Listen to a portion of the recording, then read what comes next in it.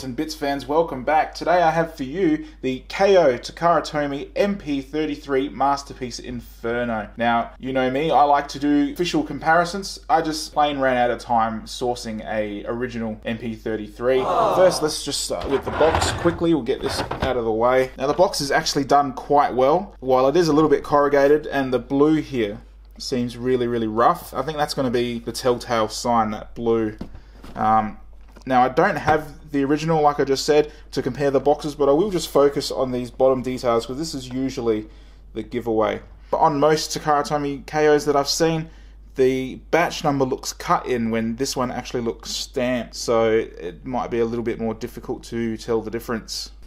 And then on the back, that is a little bit fuzzy and soft, but yeah, I think they've done this one pretty well. It's going to be difficult to tell the difference. But anyway, we'll get rid of that and move on to his accessories.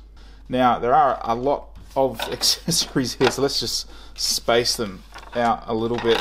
The instructions, yeah, just a straight KO of the Takara instructions, and they're not printed too bad, a little bit dark.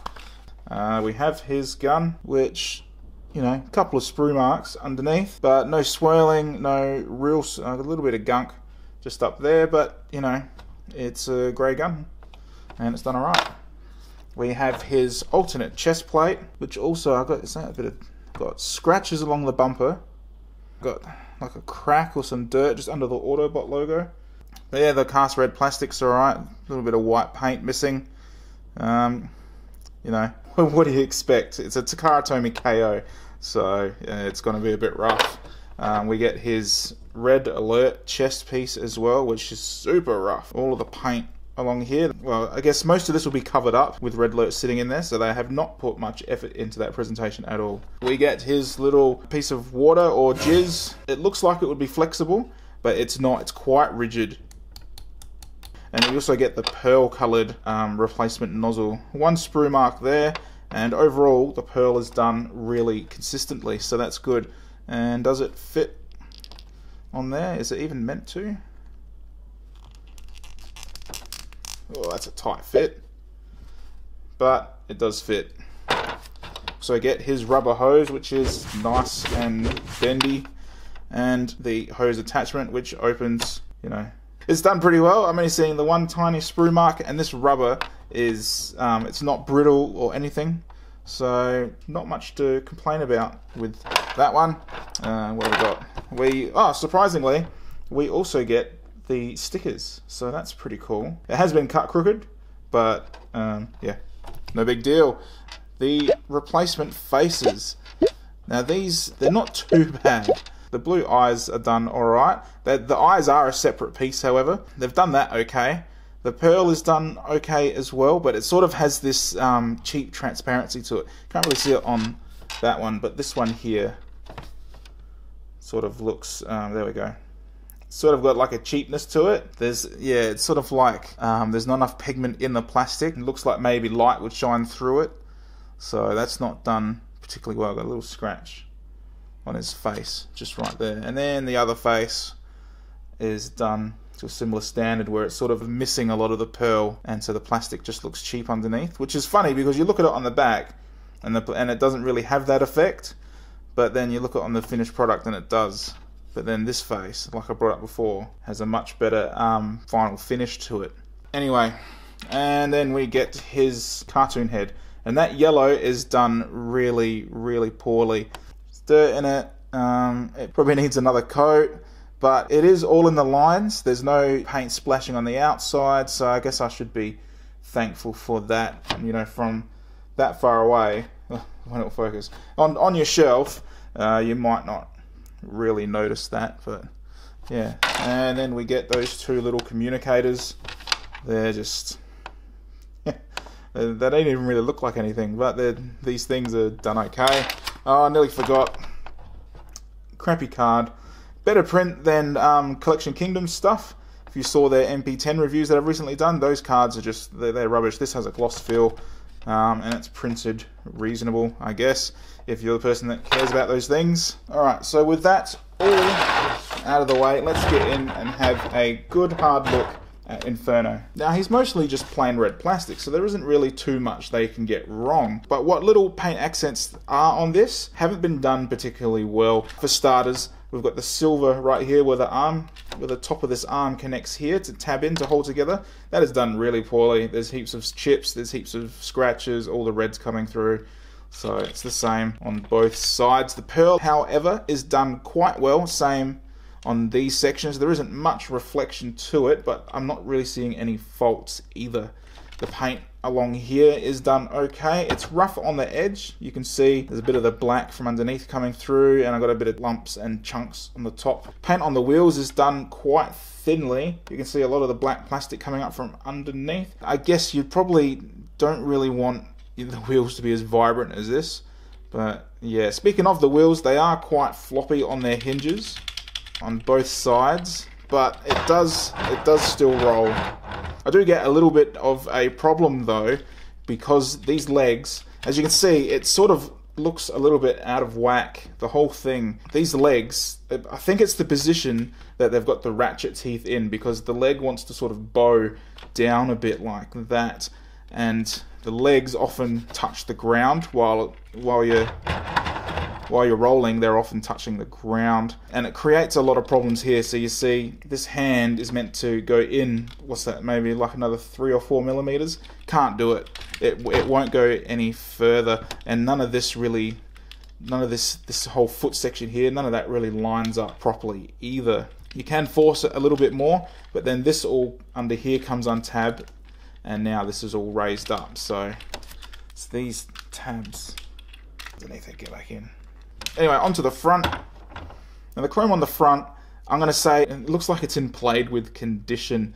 You know, when you're looking at it like that, it's not too bad, but when you get up close and have a good look, I've got fuzziness along the very top here. I've got a big chunk of chrome stuck in the gap there. There are scratches through this section, and I've got some scratches and a couple of bits of dirt just under there. But this is only when you get up close and really examine it. You know, from back here, it's not too bad. You don't really notice it. Another thing with the front of the truck is the color of these lights up the top. Now this one's meant to be red, and instead it's white for some reason, and this one's meant to be, I don't know, black or something. There's no insert in there, it's empty.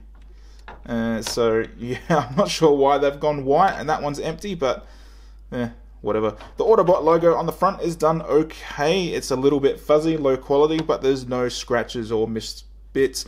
The plastic indicators look fine as well, and the plastic on the windows looks a little bit scratched up on the inside or on the outside, whatever. I got little it looks scuffed, right? And actually that's what I'm going to say about a lot of the details on this. It looks scuffed straight out of the box, so I guess it's had a bit of a rough life before it got to me. These bits do still come out, and they are very stiff. I think they also extend down, don't they? Yeah, there we go. That works. That is super tight. Probably won't do that again. The ladder is still ratcheted, and it is a nice sounding and firm clicking ratchet. This all still extends, and this section here still comes out. I'm just going to do it that way, and it's not too badly done. And while I got him out, let's just does this go on here? I think it does. There we go. Jizz fits on fine. Alright, that's vehicle mode out of the way. Let's get that off. Let's have a go at transforming this guy. Okay guys, so let's just blitz through this transformation here, and if all the angle and everything looks a bit different, it's because I had to go back and refilm this because I just totally messed up the first run. So, first thing I'm going to do is collapse the ladder all the way, lift it up, fold it in half like that, and then we're just going to break these legs apart and detach them from this section here. And then once we've done that, we're going to bring the foot down, fold this panel over. Now this is a tight fit, so push it all the way in, bring that in, bring the shin out a bit, and then grab this section and on this double hinge, fold it around and tab it in. Same on the other side, just bring that down, shin out, And that's basically your legs. Push them out. Now we are going to detach these wheels. Bring that out a little bit like that. Bring them around on the double hinge, and then lift this torso up like so. And then we're going to bend the legs all the way around, and then bring this and bring this butt flap around like that. Now there was one step that I missed because I had already done it, and that's these bits. They're usually in the up position, so before you bend the legs, fold them down. Next step, I'm going to come up here and grab this flap here. It's on a double hinge, right? One hinge is fine. The second hinge is so tight, I've only done it twice and I felt like I'm going to break it each time. So I'm not going to fold it, but you're welcome to this second hinge right here. And then pull the head out, pull the little angel wings out like that, and just get all that out of the way. Now this section here, grab it and rotate, and then this top part of the window, that will just fold over this way. Now the first time you do that, it is incredibly tight, but just support the plastic and see how you go. Now when it comes to the arms here, you see this hinge right here, bring this up, rotate that around, bring that down, and then plug all this right into there and bring the arm down. And I'm just going to fold it that way so it's out of the way. Let's just show that again. Rotate like that, like that, like that, and plug it all in, bring the arm flush and around just like that. Okay, so we're getting somewhere now.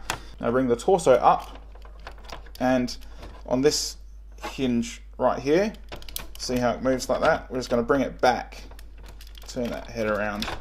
Then we're just going to collapse this ladder in and ratchet it around until it's poking out the back. And then we're just going to fold that like that and roll this whole thing inside the torso. And once you have it all lined up, bring these wheels, right? There's a tab hole there, and see this red tab right there? These wheels are the locking mechanism for the whole torso. So bring the torso forward and then push that tab in. Same on the other side. You'll do it. There we go. And that is it. That is him all transformed and complete. Now, details wise, there really isn't much more to say about Masterpiece Inferno. He is pretty much the same details as red plastic standing up in the front of a truck. We do have his face, and it's done okay-ish. The yellow paint in his little ear sections up here is done quite poorly. It's very thin, and I've got yellow spots here and around the edge a little bit. The grey plastic of the head isn't done too bad. It looks a little bit thin and doesn't look like there was much pigment involved, but, you know, it's consistent. There's no sprue marks, no swirling, no scratches, and it's the same deal with the face. It's got that sort of low-quality pearl finish that two of the other ones had. Chrome on his little spout on his hose arm thing. It's not the best. It's a little bit spotty. You can see we've got spots in the chrome paint. The sprue marks are quite glaring, front and back, but what do you expect? So onto the ratchets and joints, and what I will say about this guy is that they're reasonably strong. For what it is, the joints surprised me. So the head swivel is nice and stiff, and the head on the ball socket, while it's not the stiffest, it's also not floppy, so make of that what you will. The arms ratchets out, get back in there. The ratchet out is pretty good. Doesn't take much for it to drop, but it only drops the one click, so that's that one's a bit better. And then we have the upper bicep swivel. Now, mine and other people who I've spoken to about this have insanely stiff upper bicep swivel. So stiff that you feel like you're just going to crack this whole thing open. See, look. Too stiff for the peg that it's going into, and even when you hold the arm, listen to that, listen. And the elbows are also incredibly stiff. It's like trying to just... you can't do it. Hold the arm, and it really does not want to... That one's a little bit better. Still very, very stiff. This arm, though, super stiff. And there's no visible screw that I can see, get back in, that I could like loosen or alter. What about this shoulder? One screw there. I'm going to have to open that up later and just have a good look at what's going on this side, because that is just full on. Anyway, forward is not too bad. Reasonable. That one's a little bit loose, but overall okay. The wrist swivel here is quite floppy. This whole thing is quite loose. I wouldn't imagine that would hold much. I think... Where's this gun? Tab in. Come on. At the back of the hand. Oh, there we go. Now the thing's fucking... Alright, so let's just have a look at what we're dealing with here. Now the fingers on this hand are just really, really stiff. Come on. Focus. Thank you. Are really stiff, and I'm noticing already, look at that, stress mark right there in the top pin. So that's unfortunate because they are really tight to open. Anyway, back on point, fit that in there, and then get it all the way to the back of the hand, and then tab it in. But once in, that is tight as, that is very firm. So let's chuck his hand back on. There we go. Holds his gun just fine. Only problem is that hand comes off the mushroom peg pretty easily. Alright, so get back in. Alright, so there is a waist swivel. I'm getting stuck on one side though, was that? The leg, there we go. Impeded a little bit by these sections, but the waist swivel is there, and it's not loose, it's not tight, it's just right. Now, let's just get these arms out of the way. Onto the legs. Nice sounding ratchets all the way out. This one sounds a little bit better than this one. And how do they hold up? The better sounding ratchet is fine. That one, a little bit soft. And while we're doing the outward ratchets, there is something that I want to point out, and that is I can't get both the legs dead straight. This one, just fine. This one, going in a little bit. One click out is out too far. One click in is in too far. So, bit of a pain in the ass that is. See, this leg doesn't have another click going in. That's its last ratchet click. And then one out is like that. And then one out just like that. So the legs are never going to be even. Which, god damn it. I guess maybe you could open it up and realign it. I don't know that I care enough. I guess when I pose him, he's going to be doing something like this anyway. So it doesn't matter so much, but still, you'll never have him completely straight up and down. Well, I will never have him completely straight up and down. Anyway, so ratchets forward sound pretty strong. Let's just tab his torso back in. And does it hold? Yes, they're holding super well. And what about back? Yep, holds front and back. Torso come untabbed though. Pop that back in. So, yeah, ratchets out of alignment, but the out was reasonably strong. Forward and back, very strong. So I am happy with that. Now, knees, very loud sounding, but also sound a little bit soft. And that one's got a bit of play in it. That one does not. Does it hold? That one holds really well. The one with a bit of play seems to have a slight weakness in it. Right, the upper thigh swivel is nice. Oh, tab back in. See, I'm having a problem. I don't know if this is a problem with the official. This tab here, where the torso comes down and tabs into this section, it comes undone really easily.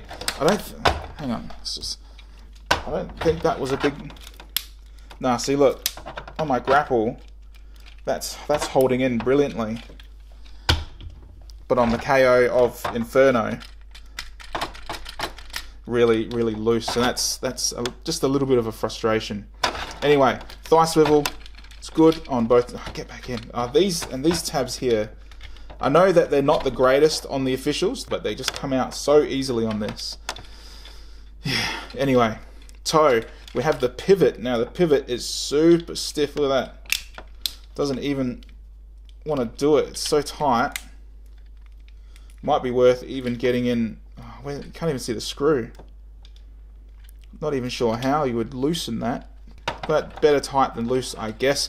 Ratcheted foot, front and back. This has a bit of play between it.